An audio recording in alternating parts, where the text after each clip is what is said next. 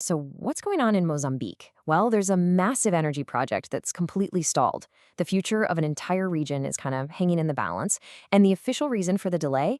Well, it might just be the first clue in a very, very complex mystery. Let's try to piece it together. And at the center of all this is a huge number. We're talking about $20 billion. That's the value of the Mozambique LNG project. This isn't just about money for Mozambique, it's a big deal for global energy security. So, yeah, the stakes are incredibly high. But here's the thing, that whole $20 billion and all the hopes attached to it is in real danger of getting totally lost in what one analyst calls a labyrinth of explanations. It's like a maze where every story you hear just leads to another dead end. So what's the latest official explanation for this massive holdup? You might be surprised. According to the CEO of Total Energies, the big new problem is U.S. steel tariffs. Yup, that's the reason we're being given right now. Okay, so let's dig into that official story for a minute. The whole narrative basically points the finger at an outside force, right? A trade policy cooked up thousands of miles away.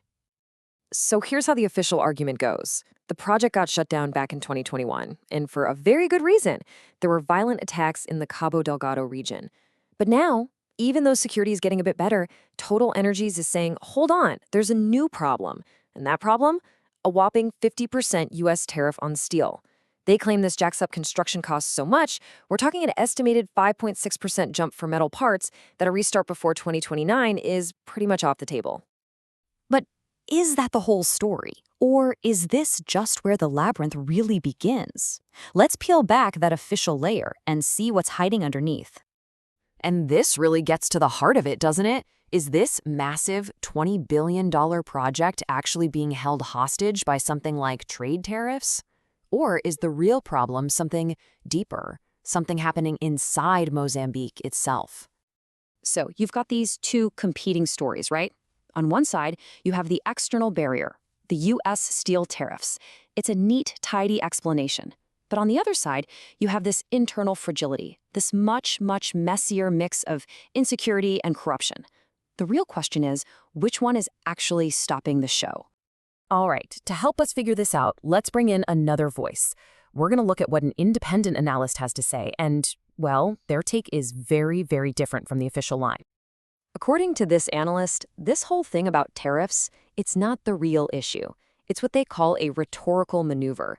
Basically, a fancy way of saying it's a smokescreen, a convenient excuse to hide the real, much tougher problems happening right there in Mozambique. And get this, there's this quote floating around from an anonymous diplomat at Total Energies, and it is just, wow. It's dripping with sarcasm, but it says everything. The message to Mozambique is pretty blunt. It's like they're saying, look, steel prices are the easy part, you fix the war zone, then we'll talk. So you've got the public story, right? The CEO is out there saying, steel tariffs are a new obstacle. Sounds professional, sounds plausible.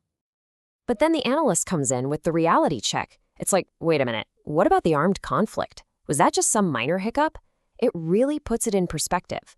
The project wasn't stopped because of a budget spreadsheet. It was stopped by a full-blown violent insurgency. Tariffs might be a headache, but the war? That was a catastrophe. And this is where we get to the real core of the analyst's argument. The problem isn't just one thing. It's not just the tariffs. It's not even just the attacks. It's something systemic.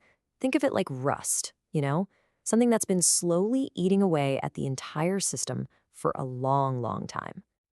And this isn't just about blaming insecurity. The analyst points to a much deeper condition, a concept they call functional underdevelopment. The idea here is that the problems we're seeing aren't just a temporary crisis. No, they're actually a permanent feature of the whole system. So, what on earth is functional underdevelopment? It's a fascinating, if kind of bleak idea. It means you have a system where crises, whether it's security threats, bad governance, you name it, they aren't treated like bugs that need to be fixed. They actually become features of the system. They become stable, predictable things that, believe it or not, help the people in power stay in power, even if it means nothing ever really gets better for everyone else. And this brings us back to that rust metaphor, which just sums it all up perfectly. The price of steel, that's a problem on the surface. The real problem is the rust, the deep, chronic corruption and weakness that's eating away at the very foundations of the country's institutions. So when you've got this incredibly complex mess, this knot of global economics tangled up with local decay, you have to ask, where do you even start to fix it? It's been described as a geopolitical escape room. You've got all the players, Total Energies, the government, international partners, all stuck in the same room, all desperately looking for the exit. The problem is, nobody seems to have the key. And this timeline really lays out just how tangled everything has become. You start with internal problems, which brings in external military help.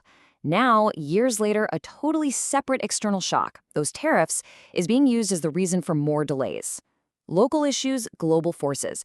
They're all knotted together in a mess that's already lasted a decade with no clear end in sight. So that leaves us with one big final question for you. We've looked at the external excuses and the internal rot. We've navigated this labyrinth of explanations. Now, I want you to think about it. If you had to find a way out of this escape room, what's the very first thing you'd tackle? What's the one obstacle that absolutely has to be resolved before anything else can happen?